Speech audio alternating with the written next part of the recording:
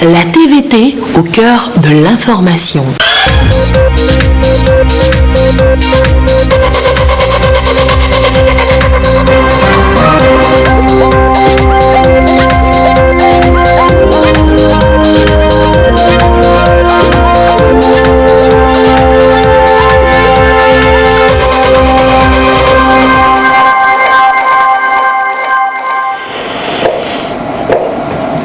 Il est 20h, bonsoir à tous, merci de votre attention. Dans l'actualité ce soir, la troisième réunion du comité de suivi de la présidentielle 2020.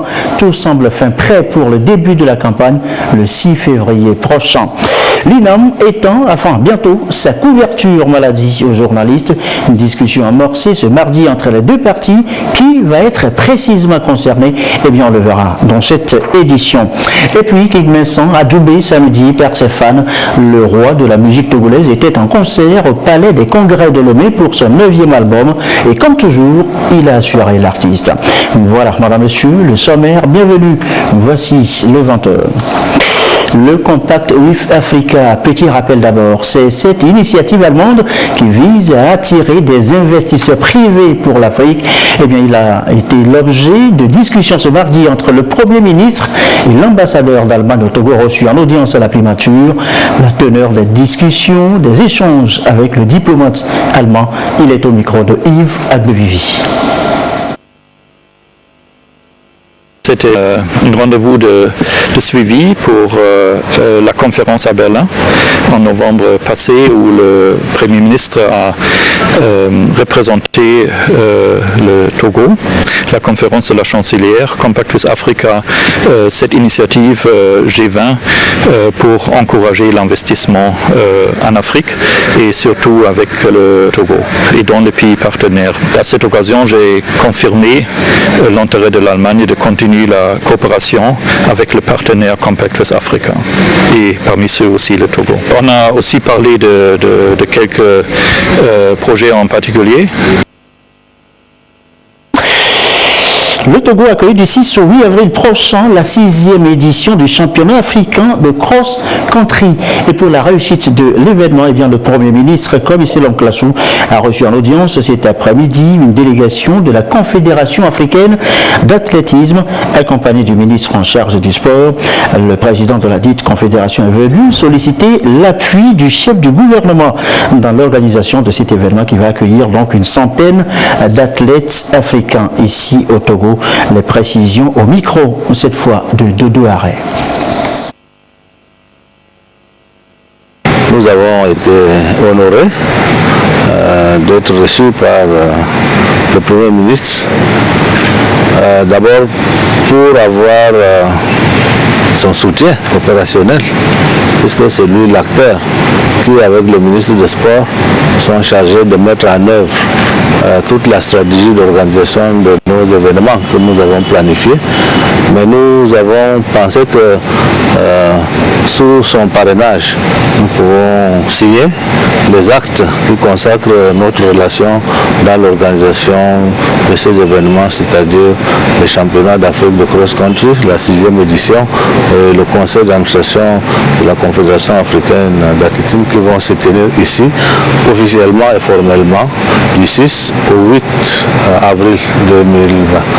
Bon, nous disions au Premier ministre aussi que lors de l'audience que le chef de l'État nous a accordée hier, nous avons évoqué avec le président de la République un rôle plus accru du gouvernement togolais dans la promotion de l'athlétisme africain et togolais grâce au centre d'entraînement qui est implanté à Lomé. Donc nous avons obtenu également le soutien du Premier ministre en tant que celui qui met en œuvre la stratégie et la politique du président de la République. Donc la famille de l'athlétisme dans le monde entier et ceux qui s'intéressent à la performance sportive et athlétique notamment suivra l'événement ici.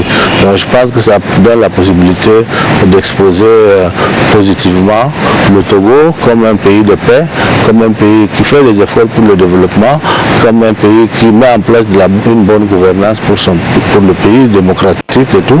Donc il faut des créneaux de communication pour atteindre le plus grand nombre de personnes dans le monde qui croient à ces valeurs-là. Donc je pense qu'il y a des retombées.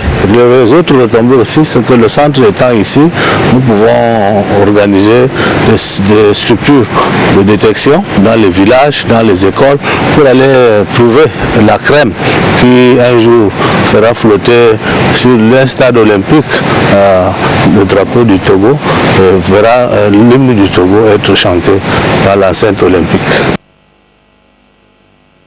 Et venons donc là de voir l'échange des documents. Un accord a été signé entre le ministre en charge des sports et le président de la Confédération africaine d'athlétisme dans le sens donc de l'organisation de ce cross-country du 6 au 8 avril prochain ici au Togo. Retenez donc les dates, c'est du 6 au 8 avril prochain. Le Togo va donc accueillir la 6e édition du championnat d'Afrique de cross-country attendu, nous le disions aussi, une vingtaine de pays. Le lancement officiel a eu lieu déjà ce matin. Ramdan Bassina. Après l'Afrique du Sud, l'Ouganda, le Cameroun, l'Algérie, c'est le Togo qui va accueillir la 6e édition du championnat d'Afrique de cross-country. Ce rendez-vous africain d'athlétisme se tiendra du 6 au 8 avril 2020. Le choix du Togo est le résultat du dynamisme impulsé par les autorités togolaises à cette discipline. Nous avons pensé qu'il fallait venir au Togo. Le prétexte, c'est d'organiser une compétition, mais en réalité, c'est pour promouvoir l'athlétisme dans ce pays, pour qu'on découvre des jeunes talents qui peuvent faire la fierté du Togo demain en voyant le drapeau monter, l'hymne chanter sur les arènes africaines et internationales. Alors, une particularité pour cette édition. En dehors des épreuves classiques, nous voulons ouvrir une compétition aux jeunes togolais, les cadets, pour les inciter à pratiquer l'athlétisme.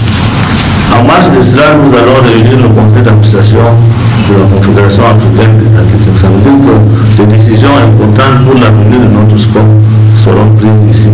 Le championnat d'Afrique de cross-country, ce sont des courses de 10 km seniors hommes et dames, 8 km juniors hommes et 6 km dames. Pour le ministre en charge des sports, le Togo mettra tout en œuvre pour que cette manifestation sportive soit un succès. La personne qui a eu la primeur de toutes ces dates que le président lui-même a voulu rendre publiques, ici au Togo, c'était bien le président de la République. C'est avec joie que nous tous, nous avons accueilli cette nouvelle que portait notre grand frère, notre aîné, le président de la Confédération africaine d'athlétisme. Je voudrais dire merci au président de la Confédération africaine d'athlétisme pour l'intérêt qu'il a marqué pour notre pays. Et nous souhaitons vivement que le public sportif togolais mette tout en œuvre pour que cette manifestation soit un succès. C'est un vœu, mais ce que nous savons dans la tradition togolaise, c'est que les grands défis ont toujours été relevés au Togo. C'est pour cela que je suis persuadé que l'édition du Togo, ou disons tout simplement l'édition de Lomé, fera en sorte qu'on pourrait penser que c'est la première édition. Pour ce championnat, le Golf Club d'Agonivé est le site retenu pour abriter cet événement sportif d'envergure africaine. La Confédération africaine d'athlétisme salue l'engagement du Togo et nourrit de grandes ambitions pour le pays dans le cadre de l'organisation de grands rendez-vous sportifs. Direction maintenant la Cour constitutionnelle. Les membres nouvellement installés relisent les tests devant régir le prochain scrutin présidentiel. Début de séance ce mardi et ce pour 3 jours d'exercice. Objectif, mieux s'imprégner de ces tests pour mieux les interpréter face à d'éventuels contentieux. Edem Souchoupo. Dans exactement un mois, les Togolais iront aux urnes pour choisir celui qui va diriger le pays pour les 5 prochaines années. La Cour constitutionnelle affûte donc ses armes pour être en phase avec le processus électoral en cours. Les juges de la haute juridiction sont en séance de mise à niveau. Entourés du personnel administratif, ils vont s'approprier l'ensemble des tests régissant le scrutin présidentiel qui s'annonce en tenant surtout compte des dernières réformes constitutionnelles et institutionnelles opérées. Nous, en qualité de juge, nous devons avoir un point de vue commun. Nous sommes des juristes et en cette qualité, nous pourrons avoir des interprétations différentes sur un test donné. Il faudrait que nous tous, nous ayons un point de vue commun. Sur l'esprit, la lettre du test. Mais nous avons 2 tests fondamentaux. Le plus grand test fondamental, c'est la Constitution. Et puis après, nous avons le Code électoral. Voilà les 2 tests fondamentaux sur lesquels nous allons travailler. Il s'agit donc pour ces juges de la Cour constitutionnelle d'avoir la même interprétation des dispositions qui régissent les élections. Au cours de cette assise, nous tâcherons d'harmoniser nos points de vue sur les dispositions de la Constitution et du Code électoral pour avoir la même lecture de ces tests. Une fois ce travail fait, nous pouvons envisager d'organiser une autre rencontre plus élargie à tous les acteurs impliqués dans le processus électoral, le ministère de l'administration territoriale, la CENI, la HAC, la CNDH, les partis politiques, les représentants de la société civile, ainsi que les médias à l'occasion d'un séminaire régional avec l'appui du PNUD. Les pays invités sont le Bénin, le Burkina Faso, le Niger, le Mali et le Sénégal. Outre la relecture de nos tests, je propose aussi que l'on revisite notre dernier memento qui indique à suffisance les différentes irrégularités ou violations susceptibles d'être relevées par les requérants à l'appui de leur recours. Ils vont revoir les techniques juridiques de redressement des résultats et leur implication juridique. Les membres de la Cour constitutionnelle vont enfin s'accorder sur les modes de traitement des cas dont la résolution exige une appréciation souveraine de la Cour.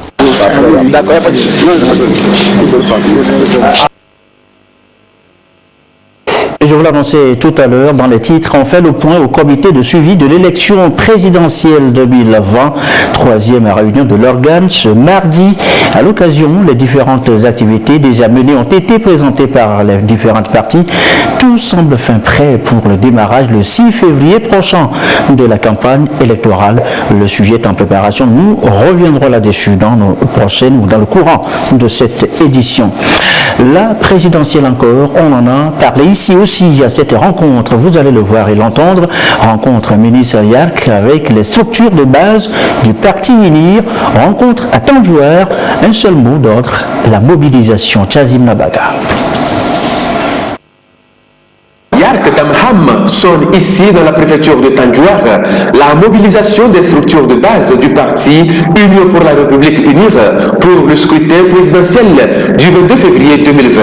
Nous nous sommes retrouvés ce matin avec les différentes structures du parti UNIR. D'abord pour leur présenter les vœux du président du parti, du président de la République, et aussi leur dire que l'heure a sonné.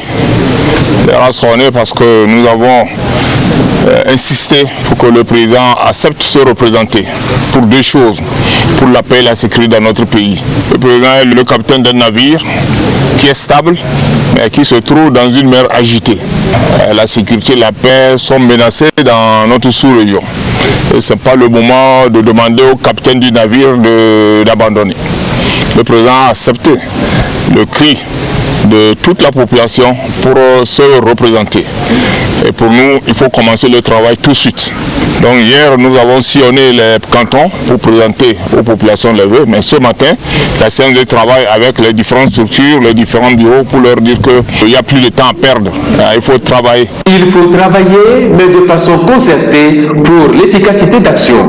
Voilà pourquoi le ministre a insisté sur la sincérité, l'humilité et l'inclusion.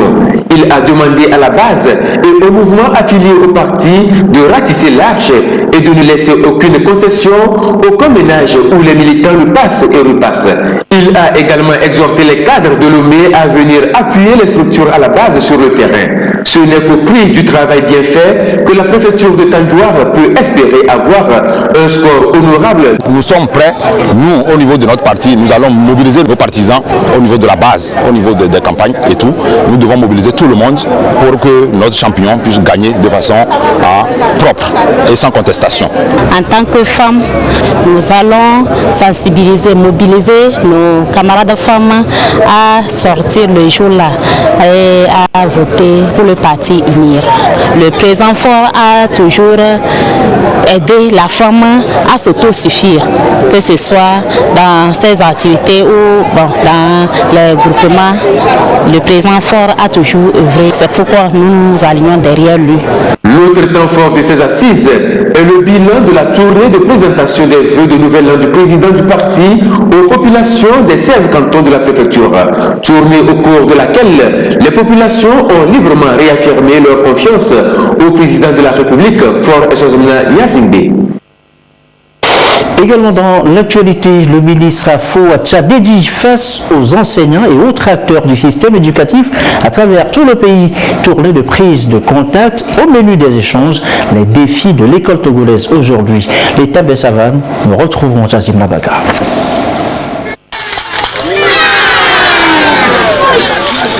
Les ministres aussi sont contents de vous voir.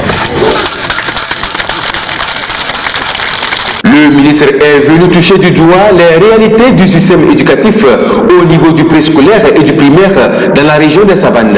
D'une classe à l'autre, très rapidement, le ministre est rattrapé par la nostalgie des tables bancs. Cette visite de terrain, la première d'une série, fait suite à une promesse. Lors d'une sortie à Lomé, j'ai promis que je vais arriver à 50C. Effectivement, mais voici, il faut que les populations, les enseignants qui sont aussi à l'intérieur du pays, notamment ici, c'est pratiquement à la frontière avec le Burkina, donc ils sentent qu'on pense à eux. Nous sommes rentrés en classe, nous avons vu les conditions dans lesquelles les enfants travaillent, nous avons vu les infrastructures, effectivement, il y a quand même certaines dégradations que nous avons constatées. Ces infrastructures, il faut les renouveler. Nous avons vu les conditions dans lesquelles les enseignants travaillent. J'ai tenté de poser certaines questions aux enfants et j'étais émerveillé. Ils sont éveillés et je crois que c'est une bonne chose. Et les enseignants aussi, il suffit de corriger un certain nombre de choses, ça ira. Le ministre a eu également une séance de travail avec le corps enseignant élargi aux parents d'élèves. Il leur a transmis les félicitations et les encouragements du président de la République, Faure Essozomna Gnassingbé, pour le travail de qualité accompli en vue d'assurer la relève. C'est une bonne chose que le ministre puisse se déplacer vers nos difficultés. Vraiment, ça me va droit au cœur. Je pense que comme lui-même il est venu toucher du doigt, il pourra vraiment lutter pour nous, faire tout pour qu'on soit dans de bonnes conditions. Le ministre de l'Éducation nous a dit d'être poli en classe. Il nous a dit d'écouter notre maître quand il nous parle, d'apprendre nos leçons. Je dis merci au ministre, il a pensé à nous, il ne nous a pas oubliés. C'est une joie pour nous qu'on sait que le ministre et son équipe pensent à nous et aux élèves et aux enseignants du milieu. Ça nous motive tous pour qu'on puisse soutenir nos enfants. Même exercice au lycée de Naki Est dans la préfecture de Pendian Ouest et à celui de Mouamoine à Tandjouar. Dans ces deux établissements du secondaire, le ministre a déploré la déperdition scolaire des jeunes filles, mais aussi le faible effectif d'apprenants dans les filières scientifiques. Vu le contenu du plan national de développement, nous avons encouragé des jeunes filles comme des jeunes garçons à aller vers les séries scientifiques. Quand on rentre dans une classe de terminale scientifique, on voit que les effectifs sont moins par rapport à série L, au niveau des séries littéraires. Donc nous avons l'obligation aussi d'encourager les jeunes à aller vers les séries scientifiques. Nous avons rencontré aussi des enseignants qui sont assidus et les élèves aussi qui sont attentifs quand on les a interrogés. Nous avons vu leur engagement, leur détermination pour aller loin après le bac. Et ça, c'est encourageant. Nous avons profité pour remercier pour tout ce que les autorités ont fait pour l'école. Vous voyez, les infrastructures, c'est déjà bien. On a même un laboratoire ici, on a une bibliothèque bien équipée, c'est bien. Mais nous allons profiter, on a quand même d'autres soucis, comme par exemple le manque de professeurs. Il y a aussi le problème crucial d'eau dans le milieu, ce qui fait que les élèves sont souvent en retard à l'école. Le ministre est venu, il nous a donné beaucoup de conseils, surtout nous les filles d'aujourd'hui, que les filles n'ont qu'à faire l'effort pour bien apprendre, occuper les meilleurs rangs. Nous voulons promettre au ministre que jusqu'à la fin de l'année, il aura de bons résultats de la part des élèves du lycée Nakies. Le ministre a invité les enseignants au travail bien fait avant de les assurer de la disponibilité du chef de l'État à être à leur écoute et à améliorer leurs conditions de travail et de vie. Il a exhorté en outre les enseignants à être des vecteurs des valeurs de paix, de non-violence et du vivre ensemble. La région des Savanes est la première étape d'une tournée nationale de prise de contact du ministre des Enseignements primaires et secondaires suite à sa nomination à la tête de ce département le 12 décembre 2019. On vient de l'entendre, le Togo a son PND, l'université de Kara a elle son PND UK, première version déjà disponible. Le document fait d'ailleurs l'objet depuis ce matin d'une rencontre de validation. De quoi est-il exactement question dans ce document? Eh bien voici les précisions à Kara de Nestor Mozo. Dans le souci de se donner un cadre de travail pour mieux faire face à sa responsabilité sociale en lien avec le plan national de développement, l'université de Kara veut se doter d'un document. Programme PND UCA est le titre du document en cours d'élaboration. Le comité chargé de cette mission a fini la première version qui est ici présentée à l'ensemble de la communauté universitaire et aux autres partenaires pour obtenir leur contribution en vue de son amélioration et susciter l'intérêt des partenaires qui pourraient accompagner l'université de Kara dans la mise en œuvre des différents projets. Ce document comporte des projets qui ont trait à toutes les prestations de l'université, à savoir les formations, qu'elles soient des formations diplômantes ou certifiantes, les actions de recherche-développement et tout ce que l'université peut faire en matière d'appui, conseil aux autres acteurs, y compris les communautés à la base. Nous avons voulu avoir ce document pour montrer que ce que l'université de Kara fait au quotidien est en cohérence avec le plan national de développement et aussi en cohérence avec le plan stratégique de développement de l'université. Dans la mise en œuvre du PND, il est attendu une contribution de 65% du secteur privé. C'est justement pour cette raison que la Chambre de commerce et d'industrie du Togo, CCIT, soutient la démarche de l'université de Kara. L'État nous a confié une grande part dans le plan national de développement et pour cela, toute action tendant à créer de la synergie pour que ce plan national de développement soit effectif nous concerne. Et c'est pourquoi nous avons accepté donc jouer ce rôle et je pense que le monde universitaire est un monde important qui crée de la richesse et qui fait en sorte que nous ayons des ressources humaines adéquates. Situé à la place des universités dans le PND, le ministre de l'Enseignement supérieur et de la Recherche s'est félicité du choix opéré par l'université de Kara d'aligner ses activités sur ce programme. Dans notre plan national de développement, la formation occupe une place importante. En témoigne l'axe stratégique 3 qui lui consacre la vocation première de renforcer les capacités institutionnelles et humaines appropriées pour relever les défis de développement formulés dans les axes 1 et 2. C'est là que se trouve la place des universités publiques du Togo. Former des hommes et des femmes de qualité dans tous les secteurs, surtout pourvoyeurs d'emploi, pour répondre aux besoins urgents de développement tout en résorbant le chômage. Je voudrais à présent saluer cette belle initiative de l'Université de Kara. Elle veut effectivement s'inscrire dans la dynamique nationale de développement en restant conforme à son slogan qui est une université au service de la communauté. La première version du document PND-UCA comporte 17 projets. Ce document est l'une des recommandations du 3e colloque scientifique de l'Université de Kara qui s'est tenu du 23 au 27 septembre 2019. A signalé aussi sur place cette visite de terrain de l'ambassadrice de bonne volonté pour les jeunes. Elle a été désignée, vous le savez, par l'UNICEF pour faire la promotion des droits des enfants. L'objet donc de la visite, nous retrouvons Nestor Bouzou à Kara. L'objectif fondamental de la coopération Togo-UNICEF est d'œuvrer pour la protection et le bien-être des enfants au Togo. L'atteinte de cet objectif passe entre autres par l'élimination de la pauvreté et l'amélioration de l'équité entre les générations. Dans le cadre de cette coopération, le ministère de la Planification du Développement et l'UNICEF Togo mènent des activités. Parmi ces activités sont inscrites celles du plaidoyer, information, communication, afin de faire la promotion des droits des filles et garçons au Togo. Pour les activités de plaidoyer, information et communication, l'UNICEF a identifié et sélectionné une ambassadrice nationale de bonne volonté pour les jeunes dont le rôle est de porter les idéaux de l'UNICEF vers la population en général et sa cible en particulier que sont les filles et les garçons. Conformément aux directives de l'UNICEF et du plan de travail élaboré, des visites d'immersion sur le terrain sont prévues. Ces visites devraient permettre à l'ambassadrice d'être au cœur des réalités vécues par les moins de 18 ans et avoir les outils nécessaires pour appuyer les efforts du plaidoyer. L'objectif, en fait, c'est de connaître les réalisations que l'UNICEF est en train de faire dans la région et celles qui sont à venir, parce qu'on a déjà eu à voir des établissements ou des lieux où certaines réalisations ont déjà été faites et on a vu aussi des écoles où il y a des réalisations qui se feront.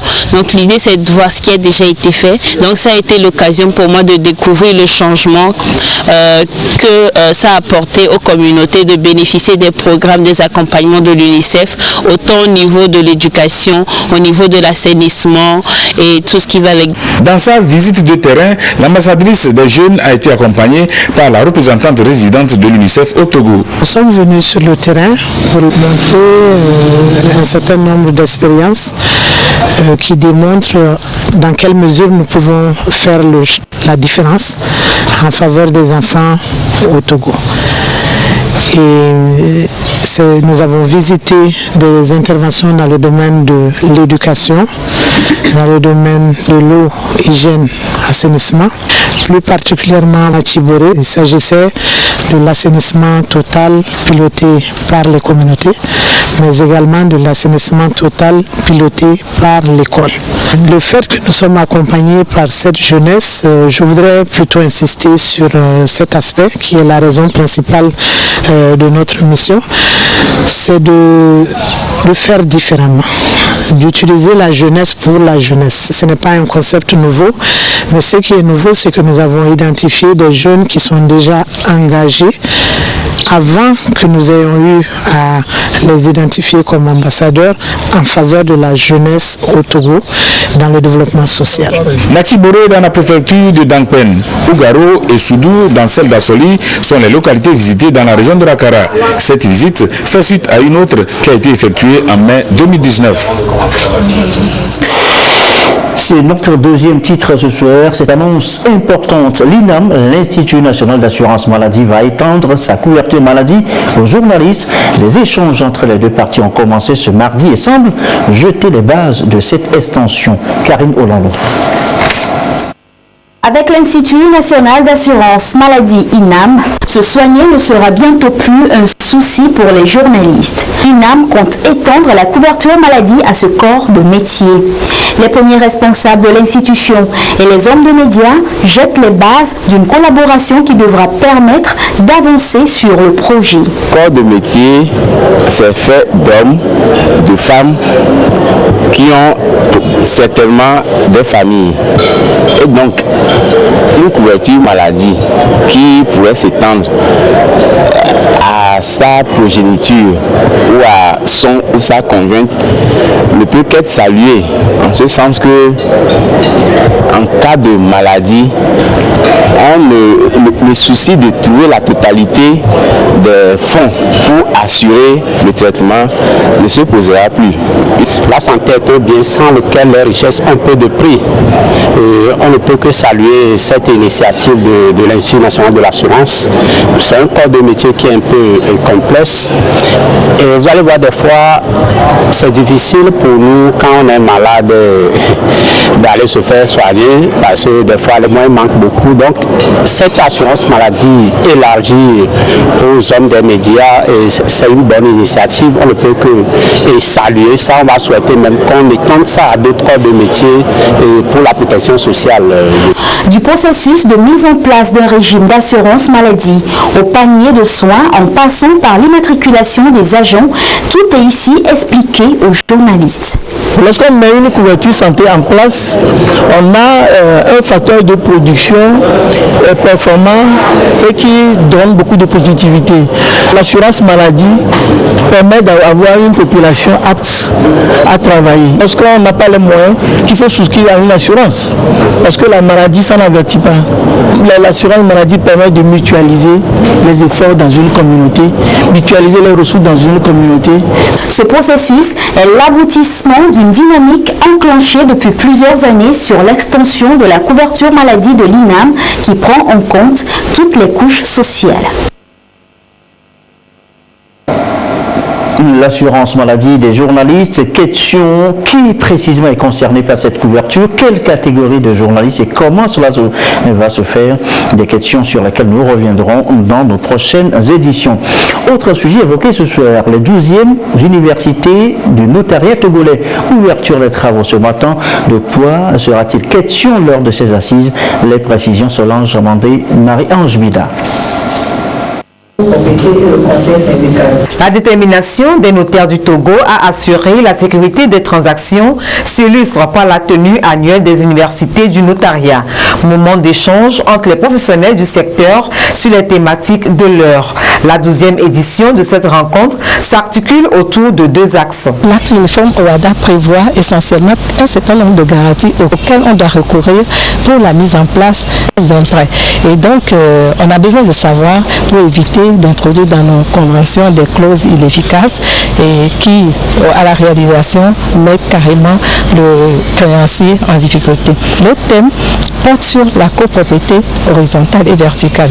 Et jusqu'à date récente, le 14 juin 2018, le Togo s'est doté d'un nouveau code qui étend les propriétés foncières et les modes de transmission de propriété aux copropriétés.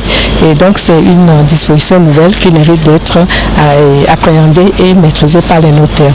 L'initiative a reçu l'adhésion du gouvernement. Pour le ministre de la Justice, elle devra permettre d'améliorer les aptitudes des notaires face aux enjeux liés au nouvel environnement juridique et économique du Togo. Le principal enjeu du métier de notaire est la compétence, l'efficacité, la dextérité et surtout la satisfaction de l'usager du droit.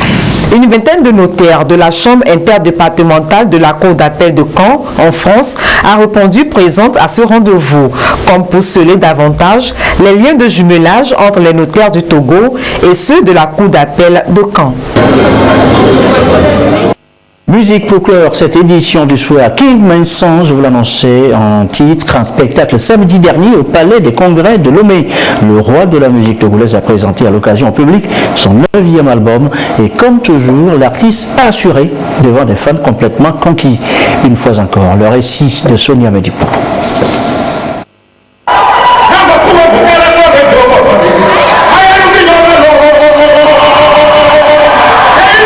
Naissant en concert live grand public, cela n'arrive pas tous les jours.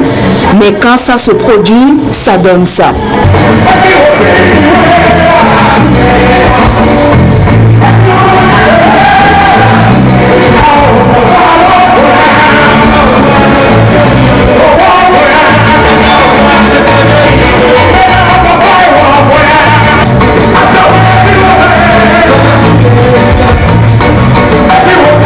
l'ambiance qui a régné ce samedi au Palais des Congrès de Lomé.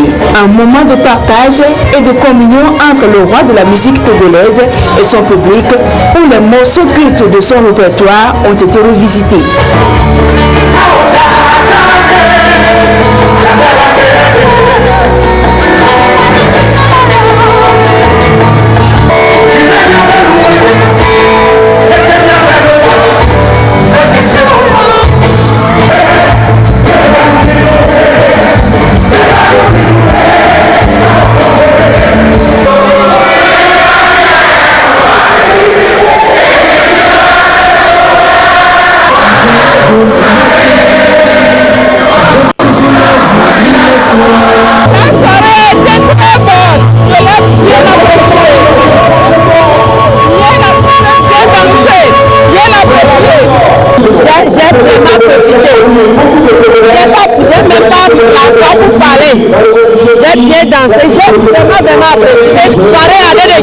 Si je n'étais pas venue à ce concert, j'aurais raté beaucoup de choses.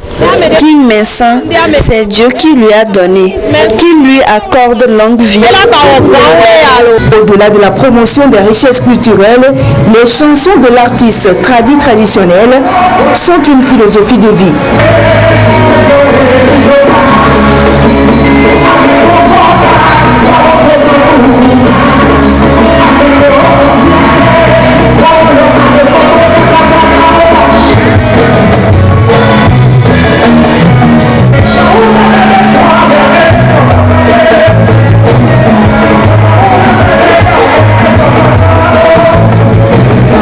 La seule chose que nous laisserons un jour sur cette terre, ce n'est pas des milliards, c'est le nom. Donc travaillez pour votre nom, ou bien travaillez pour notre nom, et notre nom travaillera pour nous. L'héritage que nous laisserons un jour à nos enfants, je vous dis la vérité, c'est le nom. Du style vestimentaire de l'artiste, en passant par celui de son orchestre et le public, chaque détail est minutieusement travaillé pour mettre en valeur la culture togolaise. Et c'est d'ailleurs ce que prône ce 9e album de l'artiste Dénigma. Dénigma, c'est ta terre. Dénigma, c'est notre terre. Dénigma, c'est ici. Dénigma, c'est ma maison. Si je suis là aujourd'hui, je dis c'est grâce à Dénigma. Dénigma, c'est notre maison. Il est temps aujourd'hui qu'on revienne un peu plus ici. Revenir un peu plus ici, ce n'est pas seulement de revenir au Togo. Non, de revenir même dans la tête en tant que, je dis dans la tête que nous sommes des Togolais, que nous avons une culture. On ne va pas continuer toujours à faire comme les autres. Il est temps aujourd'hui qu'on arrive à donner nos noms à nos enfants. Cordio, Koma, Koku, Sohanam, on peut donner tous les noms là comme ça. Donc il est temps aujourd'hui qu'on mette plus ce que nous avons devant tout le monde. Aux côtés de King Vincent pour ce concert live, des artistes tels Massa Popa, Black T, Yaovi Kekiti, Cécile Meba, Bibi Reine et bien d'autres. Occasion également pour la jeune génération d'honorer l'artiste, celui par qui la musique et la culture togolaise ont pu s'exporter à l'échelle internationale.